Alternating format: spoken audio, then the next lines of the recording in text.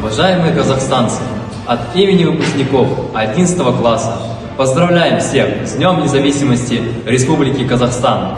Это праздник о свободе, мире и будущем, которое нам строить. Гордимся историей и верим в лучшее нашей страны. Тәуелсіз еліміздің ең қастерлі мерекесімен құттықтаймыз. Қазақстанымыз мәңгі жаса берсін. Бұл күн рух пен намыстың символы. Наша школьная история – это маленькая часть большой истории страны. Желаем ей процветания, а нам смелости быть ее достойными.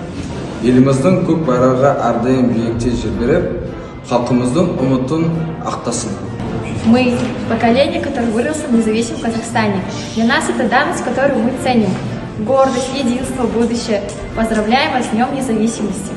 Мира и согласия, процветания, честного будущего. Поздравляем всех с этим великим праздником. Пусть наше общее будущее будет светлым. Тәуелсіз Қазақстан біздің мақтанышымыз.